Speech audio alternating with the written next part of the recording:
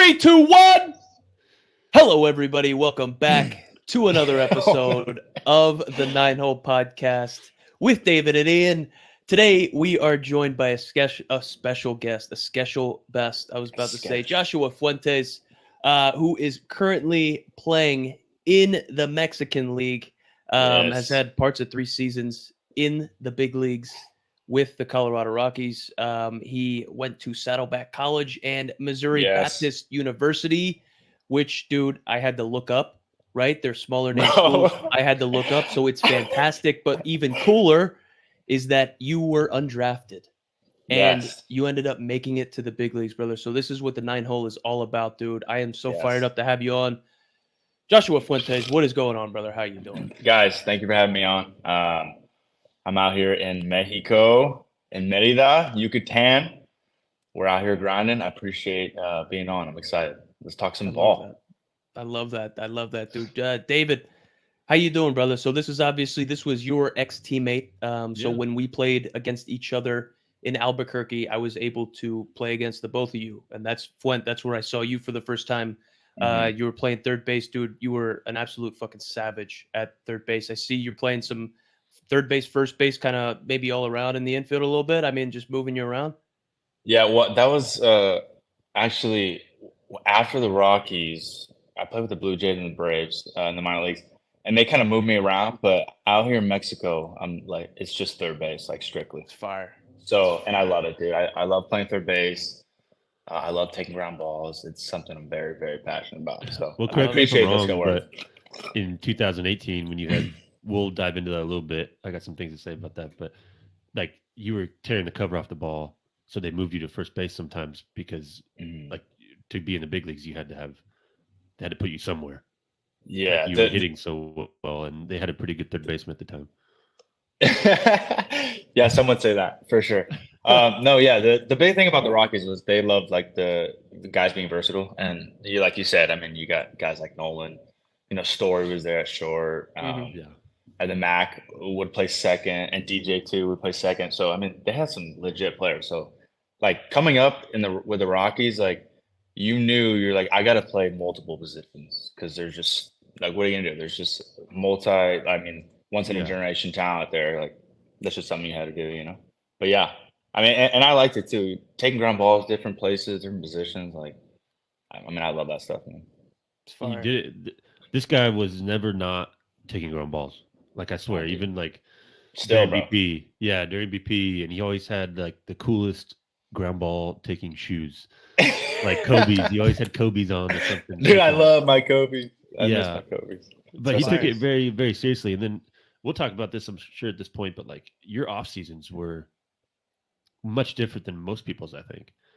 I mean, I'm just gonna say it, but like you were Nolan Arenado's cousin, and then still is, right? Yeah, you are. Yeah, still currently. Okay. But your whole baseball, you got a big baseball family. You guys would get together. Everything was competitive. They played wiffle ball. They did like competition. I had my own Instagram page, wiffle ball page. Yeah, so like there wasn't ever a time that he wasn't like working on something, and I saw that firsthand. And he was early to the field, late to leave. He was always in the cage, always doing something to better his craft. And I think it spoke for itself, but that's why he was able to really take off from being kind of an underdog to look at me, bitch. Dude, that's that undrafted, like that whole, man, basically what the premise of the 9 Hole podcast is we are giving info to the next generation of baseball players, man. And like the majority of baseball players like us weren't full ride players. They weren't first round players. They're not 6'10", throwing 100 miles an hour from the left. You know what I mean? Like the freak athletes, the Greek god bodies, dude. You know what I mean? So what we're trying to do is we're just trying to relate the stories and the journeys and the experiences from other players and just give insight, man. So I'd love to ask you, man, about how you I'd love to ask you about the journey, man, from where you got the Saddleback College and Missouri Baptist University, man. Like, how'd you end up there, man? How did you separate yourself when you were there? How did you get seen? How did you, dude, just from playing against you, it blows my mind that you went undrafted. Like, dude, tell me about the journey to get to the to the professional level. I do love talking about this. It's I honestly, I I almost rarely like talking about the big leagues, but I love talking about how I got there. And the beautiful thing about this sport that we play and that we all love and we pretty much base our life around is that you don't have to be the Greek god body, this guy, the judge, the freaking Verlander on the mound. Like, obviously those guys are great and those guys are, good people and they work, hard and all that stuff. But baseball is great for the Dustin Pedroias, the Jose Altuves. There's just like the guys who just love the game.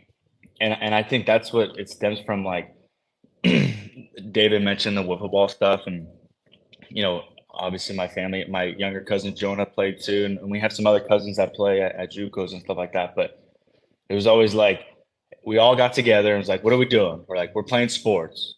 Okay, we're playing wiffle ball. And it was like we argued every single time we played. It was like balls to the wall, super serious. When we started getting older, me, Nolan, Jonah, we had a bat lefty because my other cousins would get pissed off because we were just dominating them. So like it just started from just loving to play. And I think in high school, I didn't play varsity till my senior year. No shit. Yeah, and I hit like 250. I was horrible. I would always get defense, but I couldn't hit.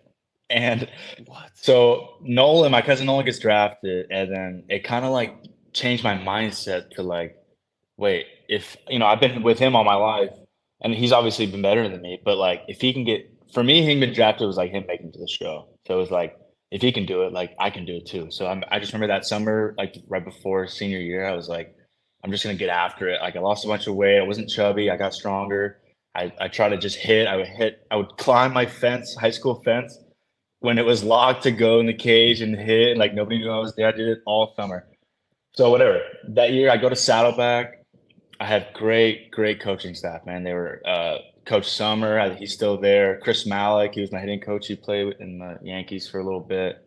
But they kind of taught me how to play the game at an elite level. I always had that like, oh, I love to play, I love to have fun, but they kind of like honed it in for me.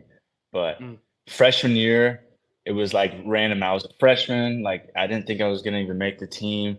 I kind of came out and then I was starting second base every day and I hit like 300. Sophomore year, I was playing shortstop. I was like, I'm the man. Like I'm getting drafted. I was hitting 300. I was like, this is sick. But nothing. And I remember it's just so embarrassing, but I'll say anyways.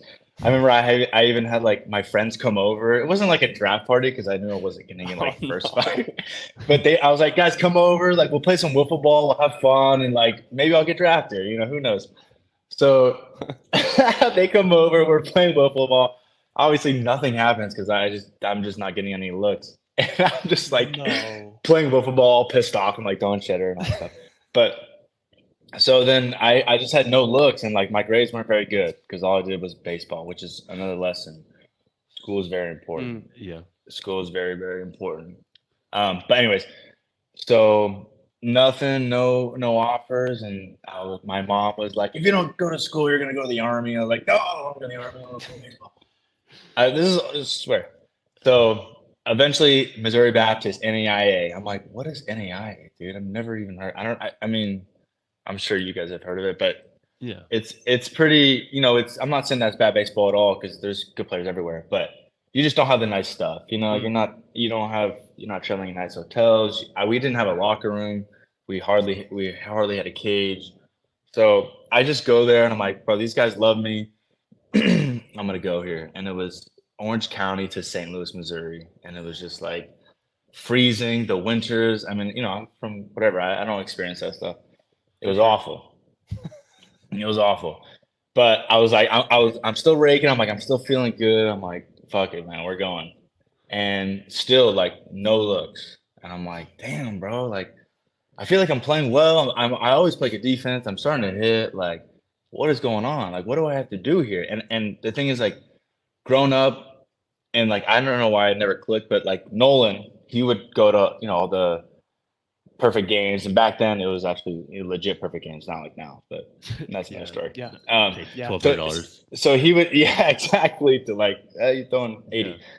So he would do all that like stuff, like travel ball. That I never did any of that, dude. I didn't play a travel ball team. I didn't do one showcase. I just went to my little league and then whatever. I just did what everyone else did.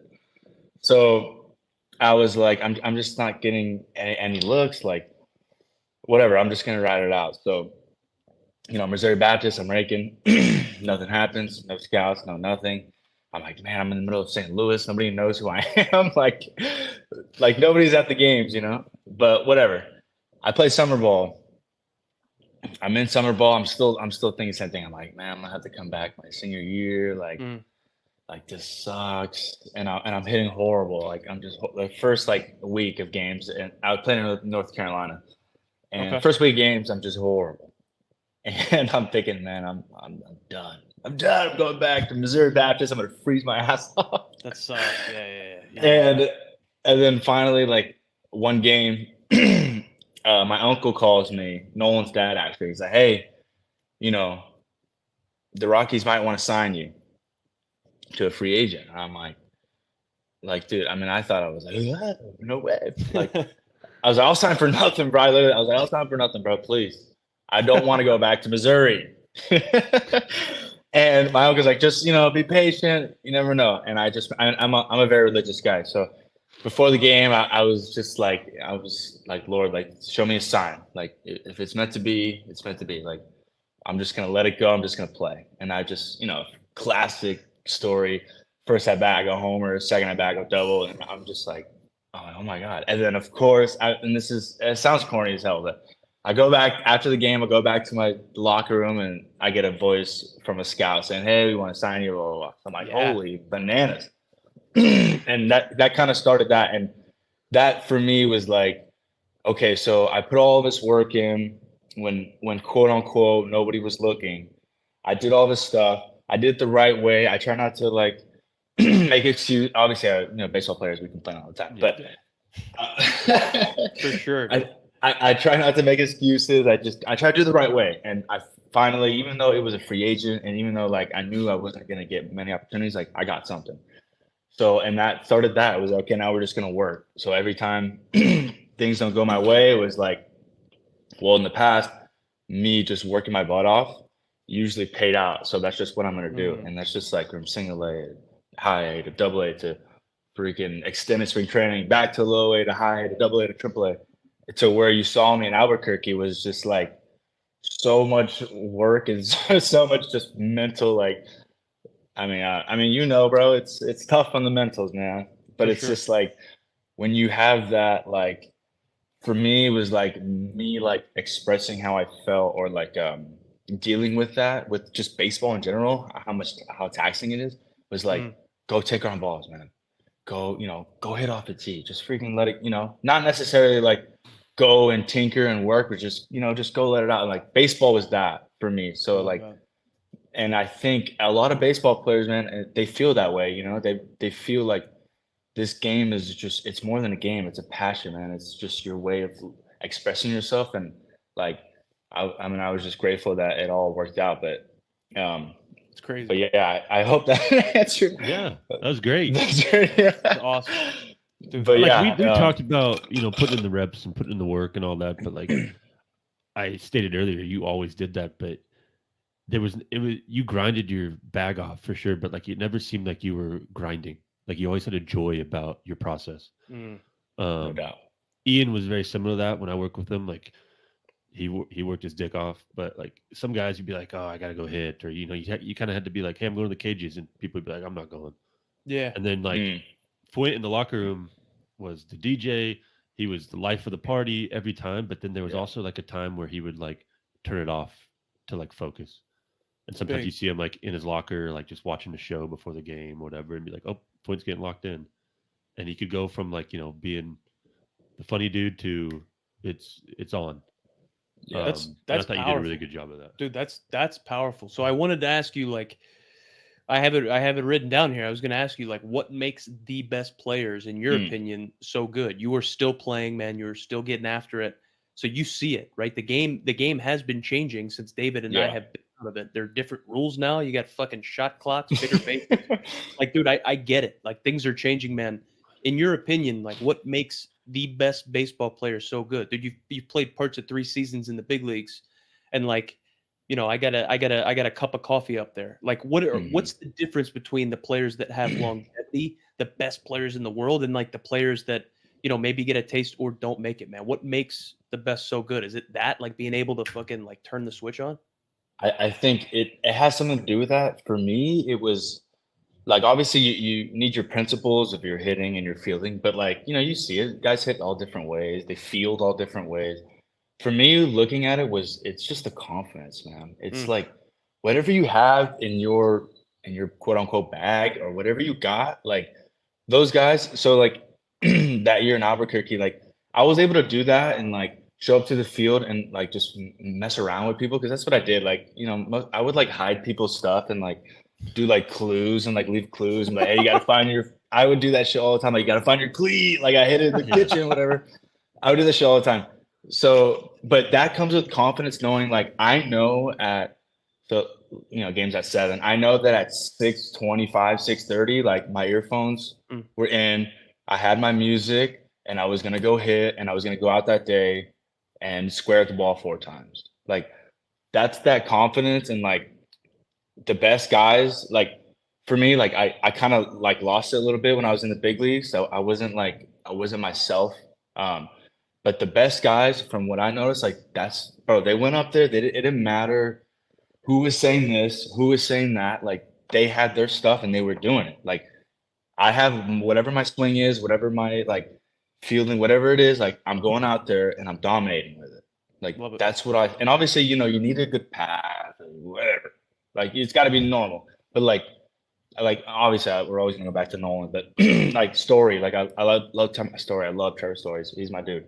But he would do his thing in the mirror. He would do his swing. He had his music in, and it was like, bro, he's riding or dying with what he has right there. And that's the big thing about the best players is that they're not afraid to fail, man. They're out there like I'm confident, and whatever goes down goes down. But I know that I've prepared, and I'm not afraid to fail. And I think that's huge, especially in this game. Like, you know, the pitchers are getting better. There's more science. There's more stats. There's more swings. There's everything, man. And it's like, at the end of the day, it's like you gotta get up there going, dude, I don't care like what happens. I'm gonna try to hit this ball hard. And so for me, it's confidence, man. It really is. It's crazy because, you know, everyone hits different ways and does things all differently. For sure. It's dude, it's that confidence. I love that. I absolutely love that. We talked about, I think David and I had talked about it a little bit on the podcast before. I mean, we were talking about mechanics. We were talking about, you know, everybody pitches different, everybody hits different. And we were saying like, man, there are a whole bunch of different like hitting gurus out there. Everybody's got different stuff. And like, I'm not saying that I know any better, but like, man, everybody's got a different mechanic. You look at what Hunter Pence was able to do with how that fucking guy was wired, right? Like, think about his swings, how he went about, like, you know, if he's on time, you know what I mean? It doesn't really matter how it looks. He's got you have a chance at some point, right? So it's no doubt.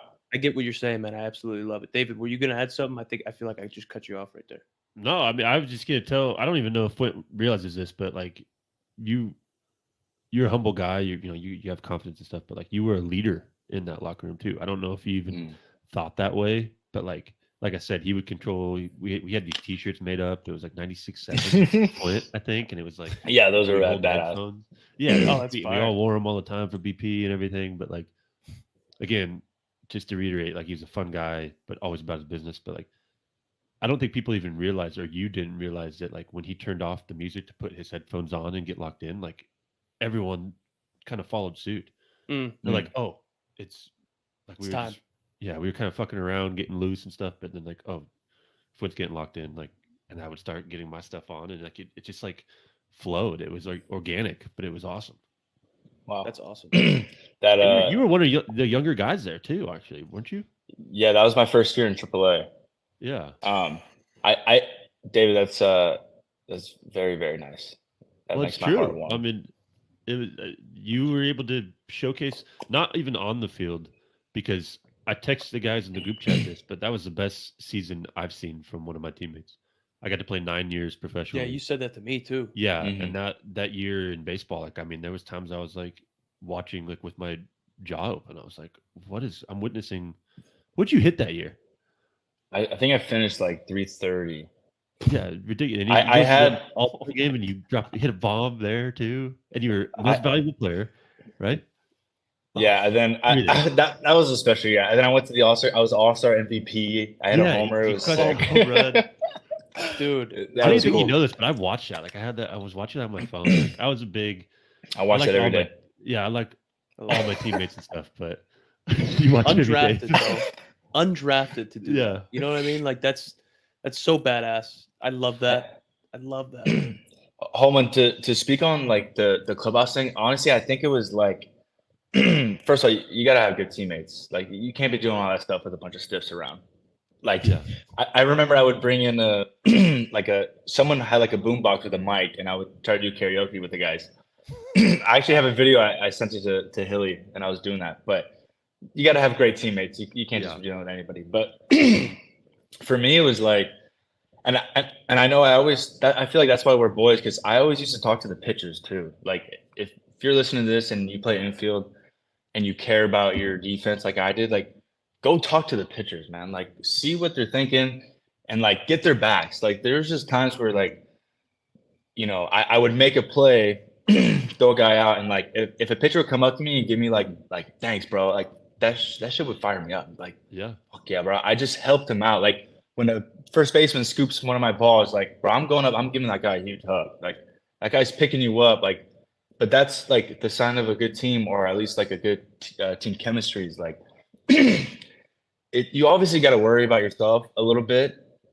Obviously that's just natural, but it's like when you're really caring about other dudes and you like really connect with other dudes, like that's a good team right there. Yeah, brother. That's why like in the big leagues you can't just like you had that freedom to kind of lead us in Albuquerque from on the field and off the field in the clubhouse and all that. But then you get to the big leagues, and I never got a chance to pitch in the big leagues or play in the big leagues, but I'm assuming your butthole's this tight. And then Ian can speak to this too, but you're getting the pinch hit in the eighth inning in a pivotal situation, and you're hitting .61 out of 30 at bats, and you're like, and then you can't be yourself really. Like, imagine, do you think that if you could do what you did in Albuquerque in the big leagues and be that, I don't know how your personality was there, but I'm assuming it was probably a little less because you couldn't be yourself as much. Oh, dude, that's one of my biggest regrets in this game is not being myself when I got up there. Like I remember, I obviously I didn't control the music, which I didn't really care about. It's not like I'm gonna get in there, Hey, but like, dudes, I got the music. like I knew that wasn't gonna happen. But whatever, the music was great. Like, but I got along with everybody, and I try to make it a point. Like, you get along with everybody. But the thing is, like, I'm not really afraid to say this, but like, I just didn't get along with the staff, and like. I remember it happened like day one. Like I'm a rookie. Like I'm finally getting a start. Like I go in to hit, and I got my earphones on, and I'm like, let's go, baby, we're ready to go. And then the hitting coach is like, hey, bro, take those off. I'm like, all right. Like I probably should have seen that coming. I get it. Like, but I guess it's like to the old conversation of like, okay, you got to get to the big leagues with respect to your coaches and to your staff. Like you don't get in there like. I'm hopping in kit, I'm hopping in first in front of guys like, and I didn't do that. And I was really cool with my teammates. So I figured like, okay, this is something I like doing. This is one of the reasons, not one of the reasons, but one of the things that helped me get to the big leagues was me locking in like this. And I wasn't allowed to do that. And it's like, some guys are going to be like, yeah, of course not. But I feel like now this generation is like, yeah, bro, like that's what helped me. And it's something so simple. Like, I'm just trying to lock in, like, I don't need you to tell me what to do. I know what I need to do. And I think right from there, it kind of like threw me off a little bit and just, a bunch of other stuff after that. But 100% Holman, it's like, it's really, if you know in your heart that you're a respectful person, you play the game the right way, like you got to be yourself, man. You just have to. I feel that. I feel that, at least in my little sample size up there, dude. Like I got traded over from the Mariners to the Twins, and so I didn't fucking know anybody, first of all.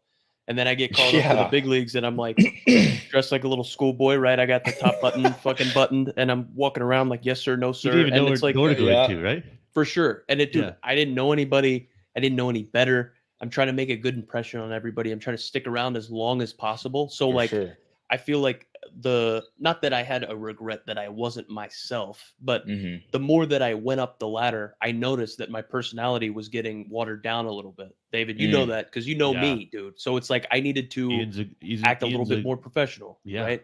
Like it's crazy how that works, but I feel like Yes. I probably kept my mouth shut more so. I didn't try to make people laugh. I didn't try to be like lighthearted. I tried to fucking stay out of the way. You know what I mean? And that's Yes. like, dude, Yes. if that's not you, man, it's tough to perform that way and go about your business that way. You can Yes. produce that way.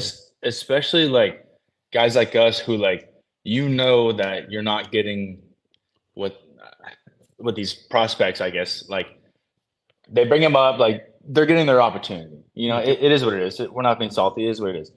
And which they're really good players. So what are you gonna do? But with players like us, like that your opportunity is kind of limited. So you're like, it just sucks that you're not gonna get as many chances, and like, but you have to put that aside, Yeah. perform well, and like stay in your lane, bro. Because it is what it is. Like, if you were a rookie and you just came up, especially you don't know anybody, but even if you do know everybody, like you have to, like not all organizations, but a lot of them, they kind of put you like, okay, you got to stay in your lane until you show us that you're not a rookie or you're a dude. And it's like, I get that, but it's like, okay, well, if I'm only getting 5 at-bats a week, how the fuck am I supposed to do that, dude? Yeah. Like, you called me up here because either I've earned it or you need help in some capacity that I can help with. Yes. And I feel like if I was a manager or big league bullpen coach, pitching coach, whatever, I would want, you got to police it to some extent. If some guy's being a jackass running around the locker room naked and, doing stupid shit, you got to be like, what are you doing? But if it's hitting with your headphones on because that prepares you, like stuff like that, like be yourself. And as a coach now, like I work with a lot of pitching and give pitching lessons and stuff. Like I want kids to be themselves. There's like those unwritten rules of baseball, but like also fuck that. Like, if you're gonna produce, go produce. This is a business. I still, no doubt. I still like, you got to do it. I don't want to say the right way, but like, there's got to be a respect level, no doubt. I'm still old school in that sense. There has to be a respect level, but you're right. But like, remember, like, even though Puig kind of overdid it, but he came up and everyone was like, he's baffling, but he was so good. He was nasty. Look, Melvin Mercedes, remember that dude? He was unbelievable that first week. Yeah, he was the fucking White Sox. That stuff happened with La Russa. He publicly was like, you don't do that. You don't do that this game. Bro, like, that's a clear example of a guy who was outside of his mind. And then one thing happened and just destroyed his, like, I'm sure he was in the clubhouse, like, all defeated. Like, stuff like that makes a difference, man. And, like, look, when you guys have, like, Acuna, like, everyone remember Acuna? Everyone was like, oh, Acuna, he's doing all this stuff. He's showboating. Well, he's one of the best in the game. Because that staff knew how to be like, that staff, the Braves were like, bro, we know this guy's special. Just let him go. Let him go. And like, and that's like, I guess the toughest part. And going back to that question about the best players, like they just let it go, man. They just do not care what people think about it. That's pretty much what it comes down to. Powerful, that's great advice. It's powerful, like, brother. There's a way to do that, politely. And no doubt. With respect. But like, I don't think Acuna does it necessarily in the wrong way. He does. I mean, he's so passionate about baseball. I watched some highlights of him the other day, and I knew he was good, but like, I watched like a 27-minute video thing. I was blown away. I didn't know he was that good. Bro, he's unbelievable. Yeah, he's got a lot of tools, dude. Oh my god, a lot of tools. So, dude, we touched on kind of the underdog journey from college, man. We touched on a little bit of the grind moving up the minor leagues. Dude, I'd love to ask you about your call up, dude. Did you have a specific instance? Or, I mean, could they make a movie about it, dude? You always hear about, these great call ups, man. You're surprised, man. You're crying, all this stuff. Mine was a fucking handshake deal. And they said, you've never been called up before, right? I'm like, nah. He's like, all right, well, you got called up. Go get him. And that's it, dude. It was just a transaction. It was business casual. It was business casual, dude. I hope your call up was a little different. No, bro. No, we're sticking with the 9-hole theme here. I swear they be doing this like this, man. But it was 19. I broke my hand in spring training in 19. It was my first big league spring training. After I win the MVP in 18, even though I had good years in 16, 17, my first big league spring training. Did they put you on the roster but leading up to that that year because I was going to be Rule 5. Mm. And I don't know if I was going to get drafted by another team, but they claimed me. And like the one time I was like, okay, I'm gonna get outside the Rockies. Nolan's still there. I'm gonna do something else. And they're like, no, we still want you here. I'm like, oh, yeah. Fuck this. But anyways, so I'm there. I'm 19. I break my hand in spring training. I don't have any spring training. I play one game before I go to Albuquerque. I play one game in Albuquerque. Ryan McMahon hurts his hand 10-day. So I saw that transaction. I didn't know I was going to get called up. A couple, like, second game. The next morning, I'm in bed. I get a phone call. It's from our farm director. He's like, hey, blah, blah, blah. Like, get ready. You're going to whatever, Colorado. And at first I was like, oh my God, this is amazing. Like, Let's go. No way. Let's go. And he's like, but you're active tonight. You got to start getting your car right now Oh my God. and drive to Coors Field. And I'm like 6 hours away. I'm gonna maybe it's like 6 hours in Albuquerque. So Albuquerque. Yeah. So Oh. so hold on, it gets better. Yeah, did you So- show up late or something? Hold on, Okay, hold on, sorry. stop. Okay. So I don't even have like that moment of like I don't want like that moment with my teammates. You know, Mm. that moment of like, hey, and my coach who I really respect and I love, Glenn Allen Hill. He's the man. Shout out to G Hill. It was awesome. And I didn't even have a moment where he told me, and I come out of the locker room, my team was like, no way, I finally did it. I didn't, like none of that stuff. Go get your stuff at the field and start driving. Hurry up. So you're active tonight. I'm like, oh my goodness. So it's like, of course, man. Next morning, thanks guys. So I get my stuff, I'm driving, and I cross, I get into Colorado, and all of a sudden, like, boo, I get pulled over. I'm like, what? I'm like, I'm not speeding. I had like my old BMW, my 2008 BMW, rest in peace. Love that car. And I wasn't even speeding, and I usually go fast by car. But so I get pulled over, and this guy, he's like, why we pulled you over? And I'm like, no. He's like, you're driving, I guess in Colorado, like the left lane's the passing lane or something like that. I think that's in other states. So I was in that lane the whole time. Whatever. They pull me over. They tell me that. I'm like, dude, I had no idea. Like, I'm literally getting called up. I'm active tonight. The game's about to start. I'm still 2-3 hours away. Like, come on. And he's like, all right. He's like, you play for the Rockies? I was like, bro, you want to show you my bag? I literally I opened my bag, my back trunk, my Albuquerque bag, and my Rockies bag. He's like, okay, all right, well, good luck. I'm like, Jesus. Boom. I get back in. I take off. I show up, like, deer in the headlights. It's a huge state. It's a beautiful stadium, by the way. Coors Field's awesome. So I show up. I go in the back lot. Like, who are you? I'm the new player. Like, I'm real. Like, here's my whatever. So I go in the back. I get in the locker room. Oh my goodness. Hold on. Someone's at my door. No worries, dude. Go ahead. Dude, sorry. Oh, right in the middle of a great story. Uh-oh. It's all good, dude. It's all good. Policia! Yeah. Speaking of police. Policia! Might be a little Uber Eat.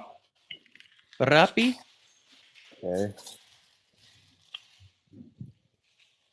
Yeah, he's in Mexico right now. So, dude, the Mexican Uber Eats is Rappi. R-A-P-P-I. Saved my ass. Okay. No, it was not rap. It was a teammate. I lived far away. Okay. Anyways, we go back. When I show up, it's the middle of the game. It's like the 5th inning. So I get in the locker room. So there's not even like, oh, hey, Josh is here. Like, no, because I knew everybody, from spring training, and obviously with Nolan, like, I know everybody. So I was really excited to like say what's up, but middle of the game. So I go in the dugout. I gotta like quickly get dressed, bro. Like I go in. He's like, your locker's right there. The game's going on. You're active. I'm like, oh my God. So I put all my stuff in my locker. I sit there for 2 seconds. The clubby goes in. He's like, go in the dugout. I'm like, oh, okay. So I go in the dugout. And, it's now by this time it's like the 6th inning. When you go there, you're supposed to say what up to everybody. It's like, hey, what's up? Say hi to the coach, all that stuff. But it's in the middle. We're playing the Dodgers. It's in the middle of a ball game. So I'm like, Bud is like on the railing like this, and I slap his ass. I'm like, "Hey, Bud." He's like, whoa, hey, Josh." And I'm like, "Yeah, I know, I'm here." So I say what up to everybody, bro. I'm not a half inning later, dude. Like top of the seventh, bottom of the seventh. Bud's like, "Hey, you're gonna lead off, or you're gonna hit second next inning." And I'm like, "I just drove 6 hours, bro. Just Like, got pulled over. I just got pulled over. Like, I just got here. All right, I'll hit against the Dodgers in the seventh inning. We're down by 2." So I go in the cage. I meet the hitting coach. I didn't really know him that well at the time, so I meet a hitting coach, do all this stuff. Bro, strap it on. Hey, you're hitting off Yimi Garcia. I'm like, okay, here we go. And then first pitch, slider ball. Second pitch, just 95 by you, top of the zone. I'm like, whoa! Like, oh god! I'm like, you better get my foot down. Oh, bro, the nerves were like It's unreal. I felt numb. I don't know if everyone's ever felt that, but I was so like just kind of taken aback. Like I couldn't feel my legs or my arms. I was just like, I really hope I hit this ball. And eventually, 1-1 slider. He kind of threw it 2 over the plate. Freaking base knock. 6 hole. My first at bat, rounding first. It was awesome. And like, I think it was a pitching change. Charlie Blackman was on second. He comes over and like gives me a hug. Charlie's the man too. Shout out to Charlie. What's he like? I'll ask you later. Yeah, that's pretty much it. But yeah, he gives me a hug. I get the ball, whatever. But it was just like I had to do all that baloney and like, like of course, like I couldn't get like a sick one. I would have thrown up. That's insane. It was unreal. That's crazy insane, nerves. bro. That is a story right there, dude. But just keep with that 9-hole theme. They. That's fantastic, brother. It never stops. But it was awesome. I'm very grateful. What'd you end up doing with the first hit ball? You still have it? It's in my mom's house, I think. Okay, yeah, somewhere. I'm not gonna lie, dude. I don't have it like framed up. I feel that. I don't know why. I have my first homer framed up, but not the first hit. Yeah, the first homer. I feel that, brother. My bad. I feel that, brother.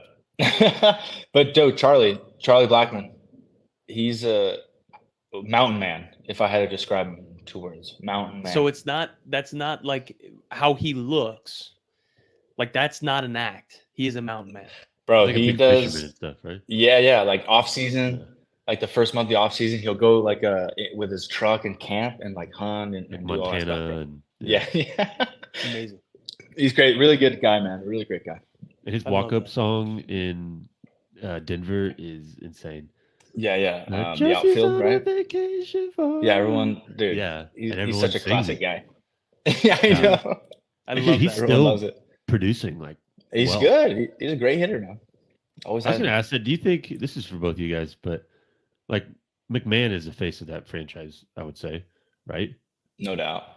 He's a man. Yeah, he's doing well this year. I still check in on them. But how do you do that when everyone else isn't? Like That's a great question. It's how do you show up day in day out? Like, I mean, I'm sure he's still playing. Like he's one of those guys that just like you do a bet with him, he's just always winning. Bro, I think he really is. Yeah, we play golf. He's always he's just good at everything he does. But bro, I think he's in 300 with like 7-10 bombs. I don't know. I think he signed a deal not too long ago. I think last year. Yeah. I think when you sign something like that, like you kind of just take that role on of like, it doesn't matter how we're doing. Like I need to, as the face, because he knows he is. Everyone kind of knows he is. Like I need to be that guy who's like a steady point. Like it doesn't matter what MLB teams out there, even the worst teams. Like you have that steady point, that pillar. Like even the A's, they got that Rooker guy.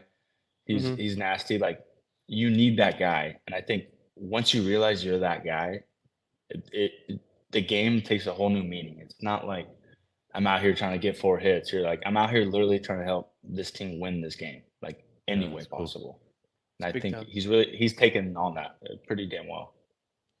Love that. Dude, that's I love it. So we hit on, like I said, the journey in college, being an underdog, the progression up, the major leagues, obviously, like you played parts of 3 seasons in the big leagues, man, with the Rockies. That is huge, dude. So now when we're looking at it from let's take a step back and let's say every kid that is conscious, like every kid that has a dream, when you are young enough to have a dream and you're tossing around a baseball, man, let's say you're playing t-ball at 3 or 4 years old, like when you're able to kind of wrap your head around it, every kid has a dream that they want to play in the big leagues at some point.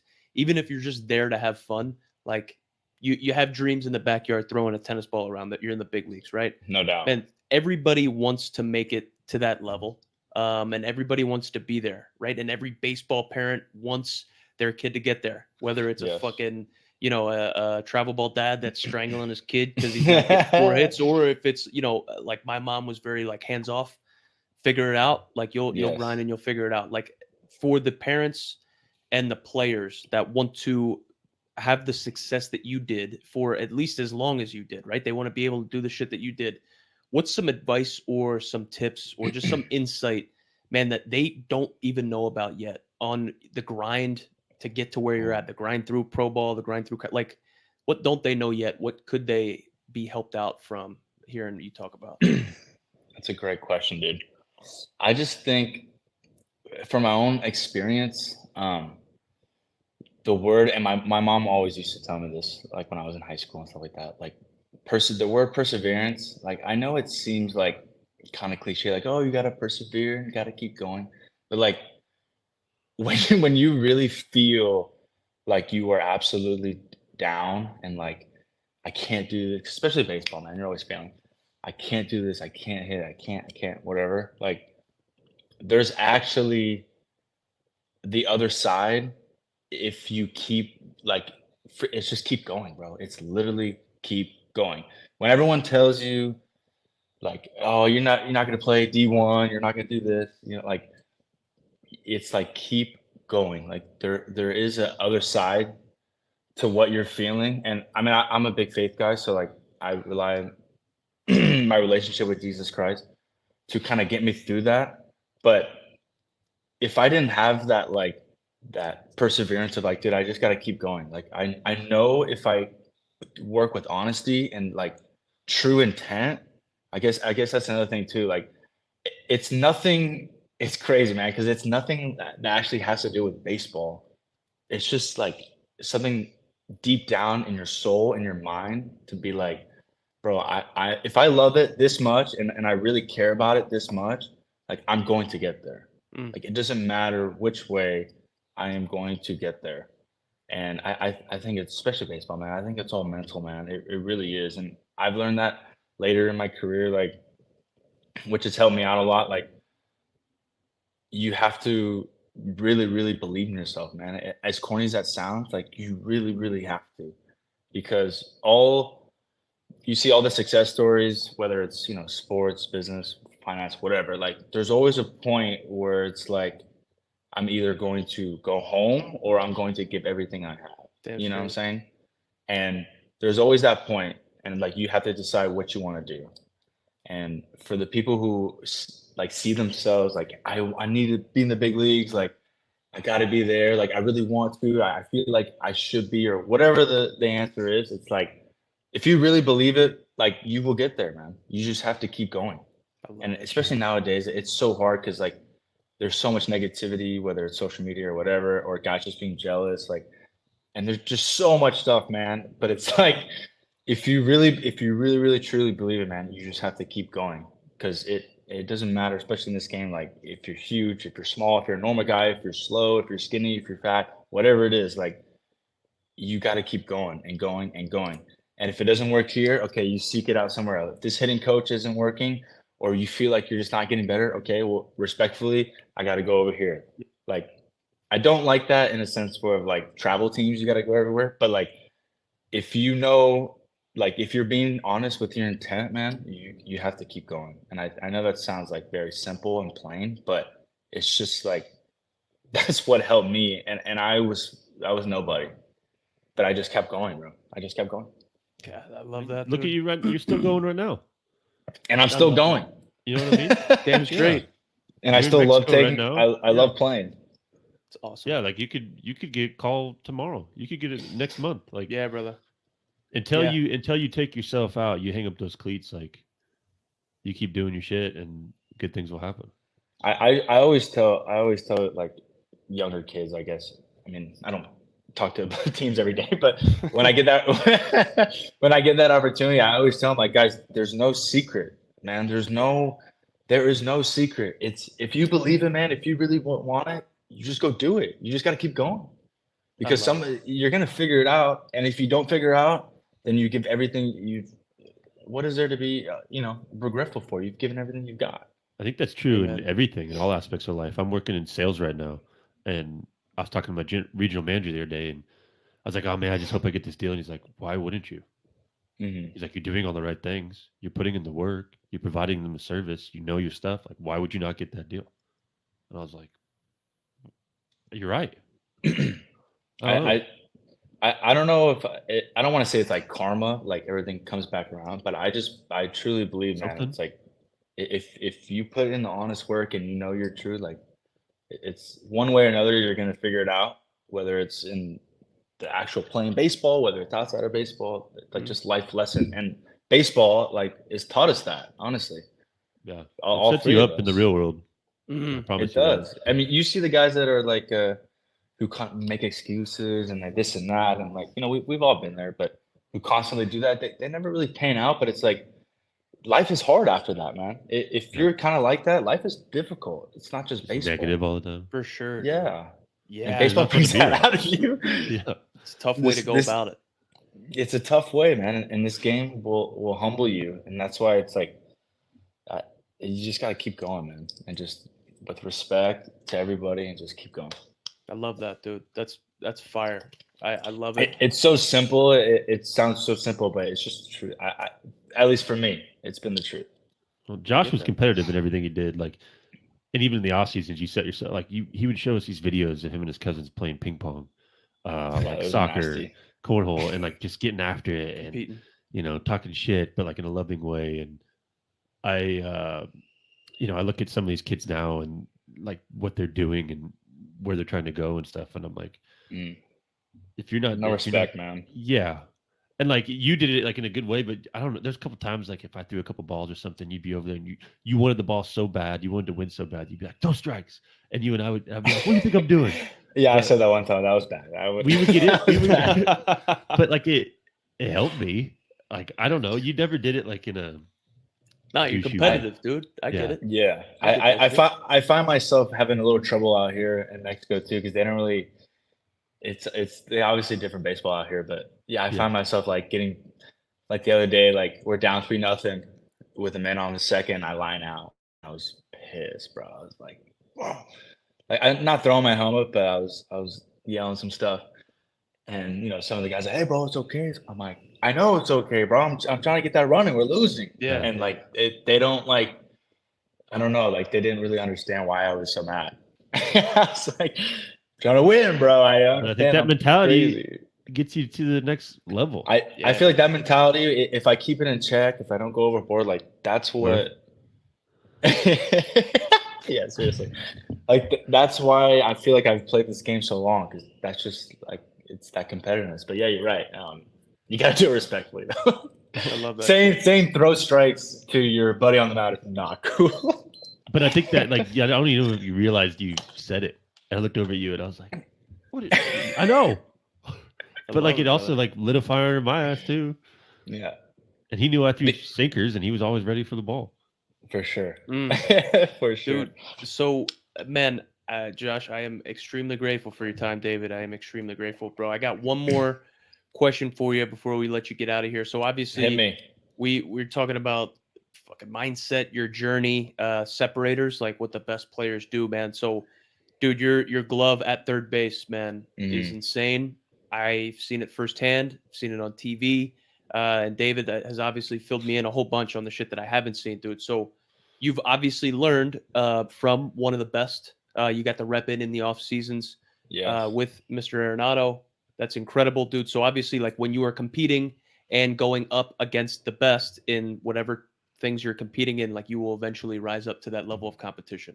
At least that's my mindset, right? I'm always on teams. Growing up, when I started developing was when like I was outmatched, and I'm like, oh shit, dude, I gotta step up in order to hang with these boys, bro. So, in your experience, dude, from how you've developed, how you've come from a nobody to somebody, like how were you able to develop the glove, and what kind of tips could you give to the next generation of infielders on maybe like a drill or a certain thought process, or just something maybe for the hot corner or the infield in general?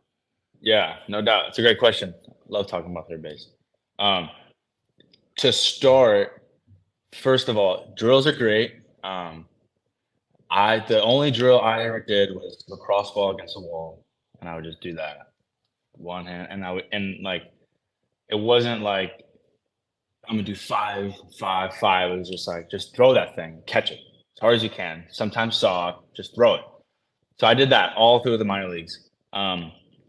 So one thing, you can do a drill, but like just take ground balls. Just get out there and take them. I understand it. It's hard to get a field these days. It really is. And you got to pay everyone, all this stuff. But it's not like I don't like seeing it because it helps, especially when you're young. But I see a lot of drills of just, drills, which is great. You want to get your hands. But I think the best way to be a very good defender, because obviously anyone can take ground balls when you know it's coming at you, right? Doesn't matter how hard you hit it. If you know it's coming at you, you can put a glove on it. But for me, it was always game-like reps. Take ground balls, game-like reps. So like with Nolan's an animal. He still does it. We take ground balls for, 30 minutes, 45 minutes. Like I'm not kidding you. This guy's not stop. I'm over there like huffing and puffing, and he's getting his water ready to go. So I'm like, all right, here we go. We're still going. Like stuff like that. So, but when he didn't, it wasn't like, okay, 5 over here, 5 over here. It was like, okay, we're going to go backhand. And Nolan was like, okay, I'm going to start way off the line, and he's going to hit it down the line, and I'm going to get a running start and pretend like I'm going for the ball on a sick backhand, not just like, I'm going to wait for the ball. Like everything's game-like. So if you're trying to become a very good defender in the game, anyone can do a drill and sit there with the machine and short hop a 50 balls. Anyone can and be like, look at my hands. Like, all right, I mean, you're practicing your hands, which is great. But what about when it's men on first and second, and the guy's gonna bunt? He's a bunt guy, and then he hits a freaking linea to your right. Like, what about that? So when we take ground ball, I mean, I did this on my own. I didn't get it from Nolan. I kind of thought it on my own. But when I'm taking ground balls and it's like just like a one-on-one sesh, because I love taking it like early, like, hey, me and you one-on-one. I want 50 balls here. I'll get in there. I'll like get in. So like 10 minutes goes by. Okay, now I'm warmed up. All right, I'm gonna get in there. All right, I got first and second right here. My fungo hitter here in Mexico's a lefty. So I'm like, okay, perfect. He's a lefty. So I get in. I'm gonna think he's gonna bunt. Okay, hit it down the line. I'm gonna get it, tag third, throw to first. And I do that for like 5 or 6. So you're practicing everything. Okay, first and third, big power guy, get me in the hole right here, but try to chop it as much as possible. Boom, try to make the play. Like, that's what I feel makes the best defenders is like you're practicing game like, because that's when you shine, right? That's when it counts. That's where you make your money right during the game. So why not practice how you're going to practice during the game? So or like throws. So and wiffle ball helped me out so much. I throw like whatever under sidearm, underhand, like nobody's business. I love it, and I'm really good at it. But in practice, I'm not like I see a lot of the times with guys, and sometimes I'll get on guys on my team of like if they're just taking ground balls just to be out there, and I'm like I'll be like in Albuquerque, not so much here because these guys are crazy, but in Albuquerque, like if I saw someone do something, I'm like, oh yeah, man, that's why you didn't make that play the other day. This guy just like, oh well, in the 7th inning you didn't make that play. Maybe you come out here with cleats on. Maybe you take some stuff serious. And I did that. I'll do that in Mexico too. Like, hey, bro, come out here with cleats. What is this? Like you haven't been feeling great, so come out here with cleats. So I like keeping people accountable defense, but it's just game like, bro. You just do stuff game like. So if you're out there and you're like, what can make? It's not drills, man. It's not. Let me do 1,000 drills. Get out there and take ground balls and have your pops or your uncle or whoever freaking hits some lenience at you, and you react. Oh, Or dude, like yes. in BP, my favorite is in BP. I'll be at third base, bro, trying to take ground balls from these guys hitting the Rockets. Like I'll be like, okay, let me try to. All right, I got a righty up. I know this guy's a big pull guy. Sometimes he'll hit it down the line, if he's not staying true on pitches. So let me try to get this guy. Like stuff like that, man. It's playing the game. I feel like we're getting away from that a little bit, but yeah, that's another topic. You can't expect yourself to be able to win a championship if you are not capable of performing at a championship level, right? So you're going to practice the fucking way that you want to play. And if you want to play like a professional, like a major leaguer, you're going to prepare like a major leaguer. You're going to practice in the off season like a major leaguer, bro, and it shows, right? Yes. It's fire. I mean, how many times have you seen like, it's in a crucial situation and it's a rocket and it's like, if you haven't practiced that, if you haven't gone up there and done that before the game, BP or whatever it is, you really expect you're going to make that play and you're going to get pissed off and you don't make that play? No chance. Come on. I tell all the kids I work with now, I mean, it took me a long time to get to this, but I used to take PFPs very seriously. But I'd see a lot of guys jacking around. But now I tell these kids they're 12, 13 years old. They're so obsessed with how they look and how cool they look. I'm like, be that kid that they're like, hey, Johnny, why are you working so hard? Yes, bro. Like, I love be that kid. Guy. Be that kid instead of like, oh, he looks cool. He's got a cool glove, whatever. Like, no, be the kid that's like sweating doing PFPs and routine ground balls when every other kid's just like, look at my smooth moves.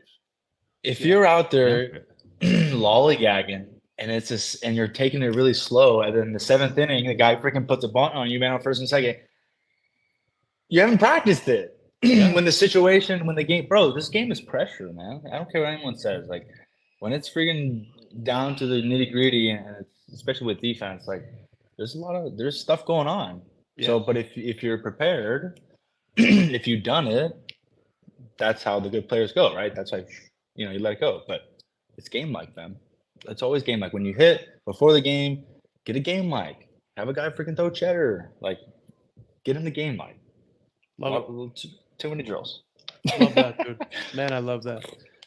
So that's everything that I had here, man, that I wanted to ask you, brother. I appreciate you letting me run you through the gauntlet, dude. Again, I am extremely appreciative of your time, dude. I know that you are joining us on one off days, dude. I am fucking so grateful. David, you got anything else you want to hit on, dude? Because that's all I got, brother. No, I think the last thing I'll say, in AA, I had to go on the Phantom roster sometimes just to like make room and deal with injuries and all that stuff. But like I throw live BPs, and Fuentes was always like, hey, can I get a few? Like, wanted to see live pitches. No one else wanted to volunteer for that shit. And then you would even like field sometimes when other guys were hitting. I don't know if you remember that, but you jump in and be like, oh, these are real ground balls. Like, yeah, when guys would do live BPs, I was like, get out there. Yeah, the shit out of that, dude. This is just stuff like that. Like, I mean, I guess you can learn that, but like, what separated Fuentes, I think, from everyone else is that he just wanted it more, and he loved being out there so much, and it was infectious. I think infectious. I've been very blessed, man, to be surrounded by a lot of baseball, but especially with my Cuban blood. But it's just what it is, bro. I just love playing, man. For me, it's so much fun when you play well. When you play bad, it's not fun. But this game is so fun, and I think like the wiffle ball thing that helped me out so much. It's like, I mean, we still, when everyone's at home in California, we still play and all that stuff. But it's just loving the game, man. This game is so awesome. It gives opportunity to everybody. This game has blessed me so much. Like, I cannot help but just have love for it and respect it always. Amen. Always. It showed. Love it. Love that shit, man. Love it. Now it's time to get your ass beat in fantasy football. Right. I came in second on that golf thing. Did you see that? Yeah, I sucked on that golf thing, but we're in a fantasy league together. Oh shit, boys. Well, man, thank you guys for being here. This was awesome. We're gonna have to run it back at some point. Yes. I don't know, what that looks like moving forward, dude. But we're gonna have to have you come back on here with David and I, man. Chop it up a little bit, dude. Bro, I feel like it ended too soon, but yeah. 100%. Dude, we will run it back 100%. We'll get into it, dude. Again, I am extremely appreciative of your boys' time. Thank you, everybody, for tuning in. See a couple people in the chat. I appreciate you guys, man. And David, Fuent, thank you, boys. We'll catch you guys next time. All right, boys. Thank you, and you're the man. Talk soon. Peace. See you, fellas. Bye.